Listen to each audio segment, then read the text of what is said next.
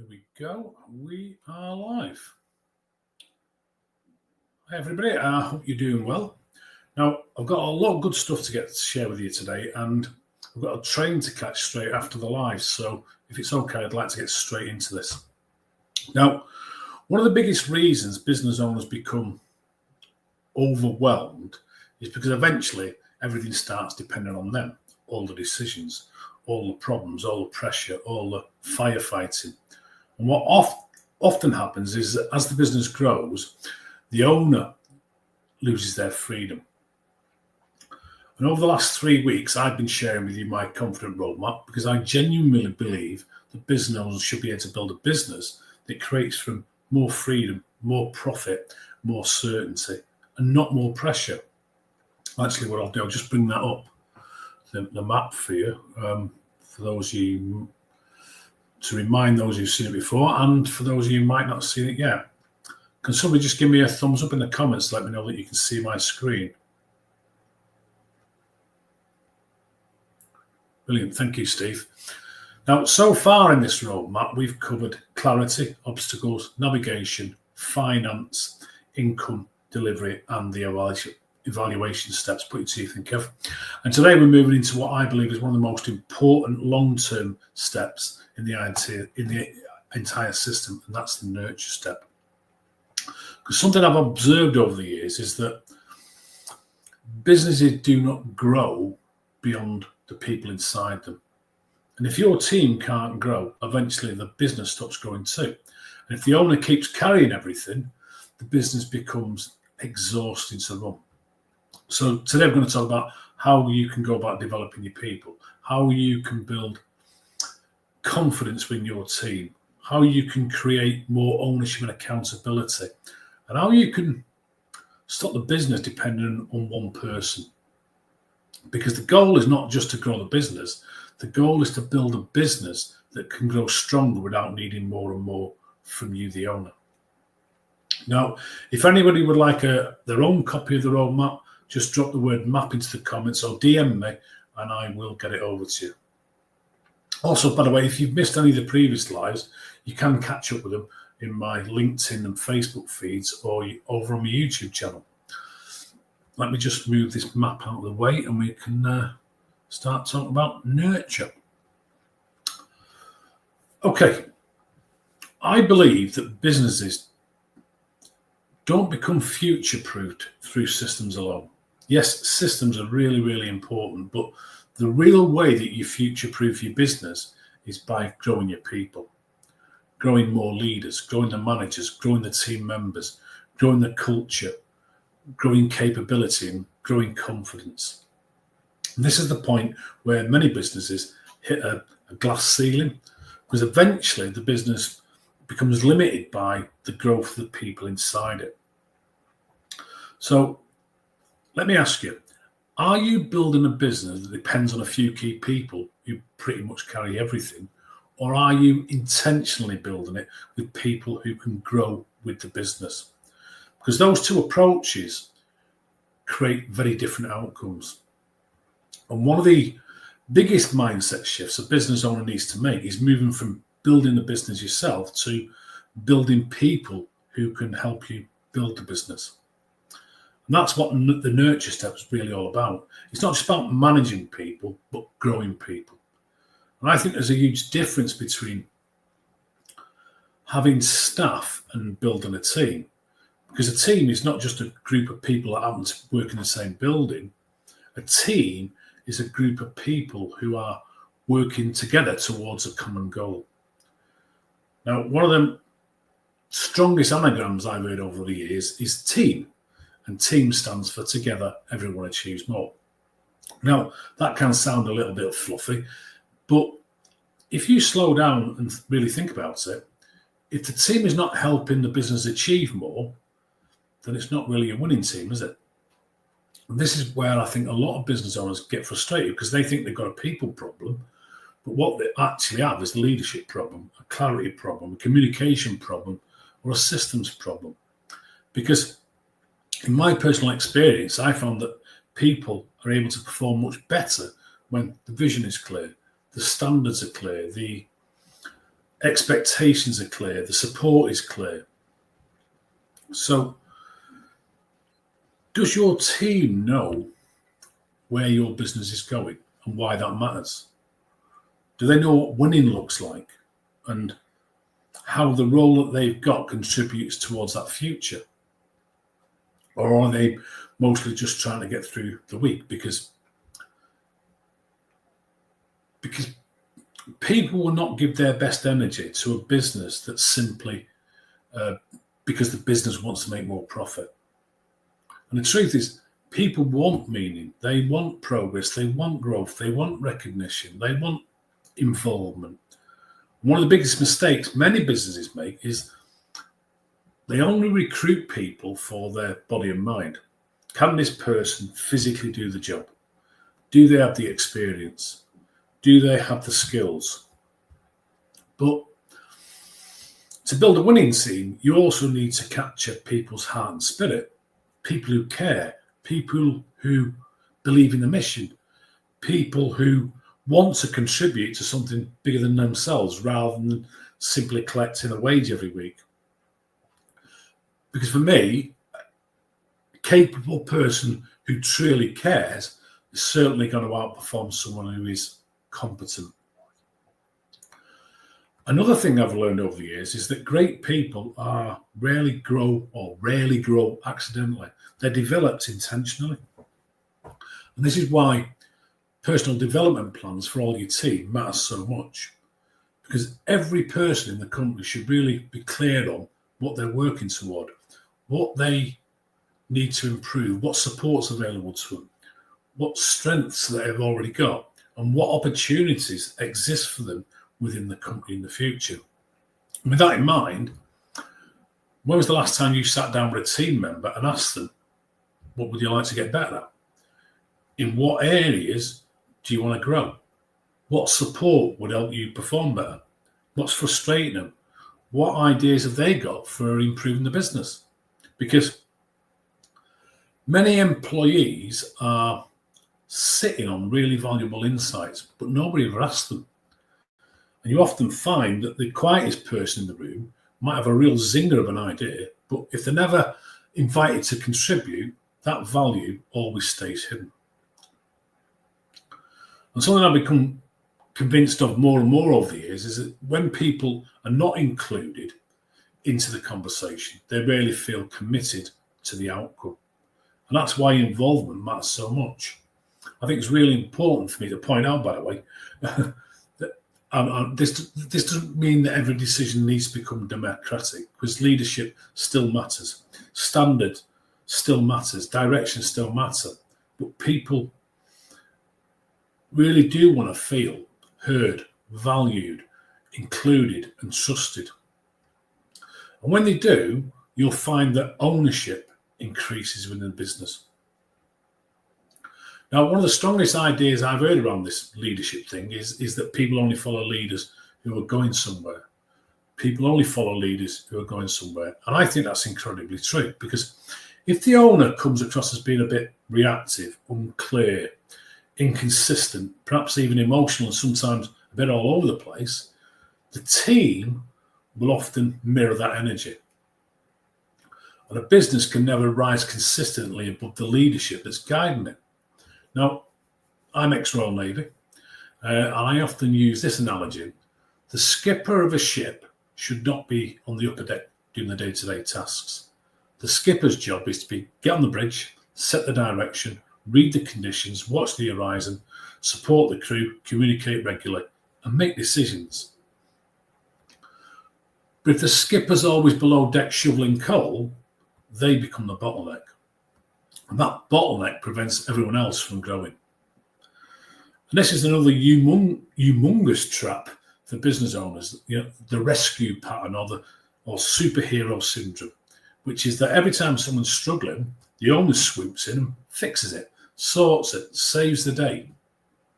And at first, that can feel really productive. But over time, what are you actually teaching your people? For me, you're teaching them dependency.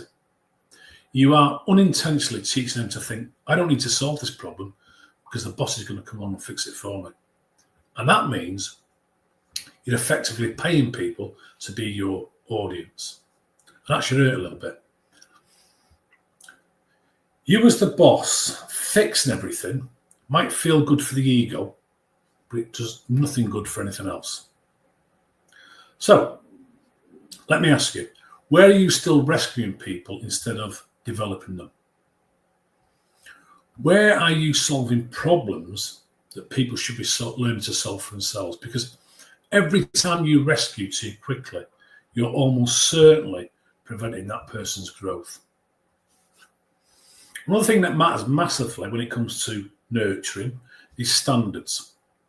One of the strongest concepts I've heard in recent years is something that's known as a loose, tight culture, which means the boundaries are tight, but inside those boundaries, people have the room to move with a degree of freedom. And I think that's brilliant, because great cultures are not built through chaos, and they're not built through control either. They're built through clear standards, clear values, clear expectation, and trust within inside those boundaries. Just like on a football pitch, the lines are very clear, but inside those lines, players are allowed to express themselves. And this really matters, because hidden rules create hesitation, but clear standards create confidence. Something else I think is incredibly important to point out is that as the business grows, you often find that the standards rise as well. But here's the thing, not everybody is going to rise with them. And that's a difficult reality for many business owners, because sometimes the old people who suited that old version of your business may not suit the next version of the business. Now, that doesn't make them bad people. It just means that alignment's changed. And if you choose to keep those people in your business, then you're holding them back. You're holding them back from being successful and useful to another company. So let them leave and bring in fresh blood that are excited to be contributing and growing within your company. And while we're talking about bringing on new people, a superb idea that's just come to mind, I heard a few years back from the great Jack Daly, is that when a team member leaves, businesses often have a leaving party. But what if we were to put the same level of energy into welcoming new team members into the team? What if joining a business was made to feel really meaningful, with things like an onboarding celebration, maybe an onboarding party, a proper induction, a real introduction from the business owner to the company vision, the culture, the journey, the standards, the future? Because people commit more deeply when they understand things like the history of the business, its origin story, what the company stands for and where it's heading, not just the task within the role. And this is why recruitment and retention should never be something that you do randomly. They need to be systems, a recruitment system, an induction system, a development system, a communication system, a recognition system, because culture doesn't happen accidentally. It happens by design. Now, I'll talk a little bit more about culture shortly. Another important distinction is that reactive hiring fills the gaps. Proactive recruitment builds the future. And many businesses unrecruit when they're already under pressure. And that often leads to decisions being made emotionally. And what can happen is that someone might leave your business, and that means there's a hole in the team. And then in the rush to fill that hole, the decision on who to hire is made emotionally. It's often the best of a bad bunch, which can feel good at first because you no longer have a hole. But what you may have instead now is a hole in your team.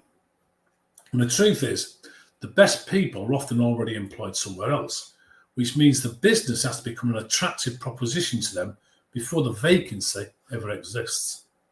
And the truth is, you need to always be recruiting.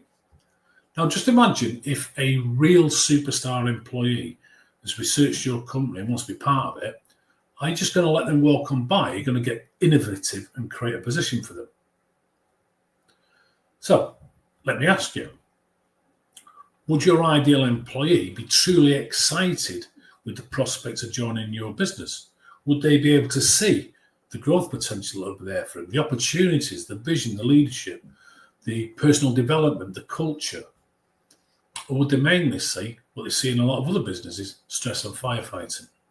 Because recruitment is marketing, and part of your marketing is the future of your company to a potential new team member. Another thing that I think is a hugely important step in nurture is recognition, because people want to feel seen. And recognition doesn't necessarily mean it's something that's going to be expensive. Simply, it can be something as simple as a thank you card, a thank you message, a pat on the back, catching someone doing something right, a conversation, public appreciation, acknowledgement. And yet many people work incredibly hard but feel invisible. So when's the last time somebody in your business felt genuinely appreciated because of something you said or did? And the great thing about recognition for me is it reinforces standards, and people will repeat what gets recognized. And something else that a lot of businesses that really matters, but is often usually overlooked, is training. Now, if you want better people, you have to build better people. And that means things like coaching, feedback, support, development, learning opportunities. Because expecting excellence from people that you haven't trained properly, that's a bit unfair, isn't it? And one of the biggest mindset shifts for owners is to stop asking, how do I get more from a team?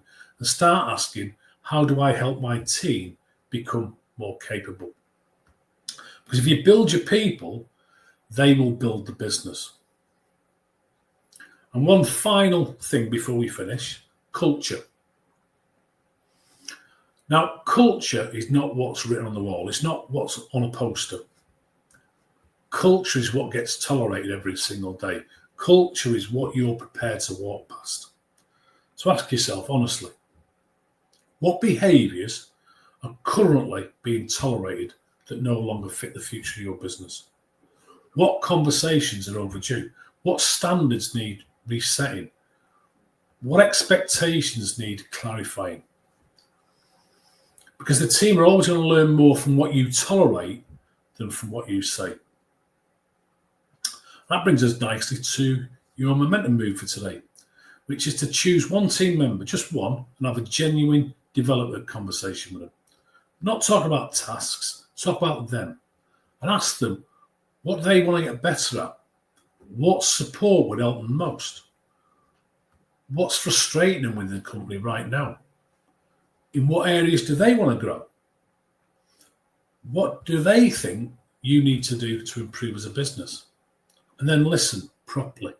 2 ears, 1 mouth, use them in proportion. Because sometimes the future growth of your business is hidden inside the conversations that aren't taking place. Now, if you want to dig deeper into this subject, grab a copy of my latest ebook, 44 Lessons Learned from 44 Years in Business. Just drop the word lessons into the comments and I will send it over to you. And if this session has made you realise that your team may need clearer leadership, clearer standards, better systems, or more intentional development, follow the link in the comments or DM me and we can arrange a conversation. And in that conversation, together we'll identify where your biggest people bottlenecks are right now, where your leadership might need strengthening, and where the greatest opportunities exist for you to build a stronger, more capable, future-proof business. Because ultimately, if you build your people well, they help build everything else. Okay, I think that will do for today. Until the next live, same time, same place on Friday lunchtime, go and create some real momentum for yourself. Thank you for joining me.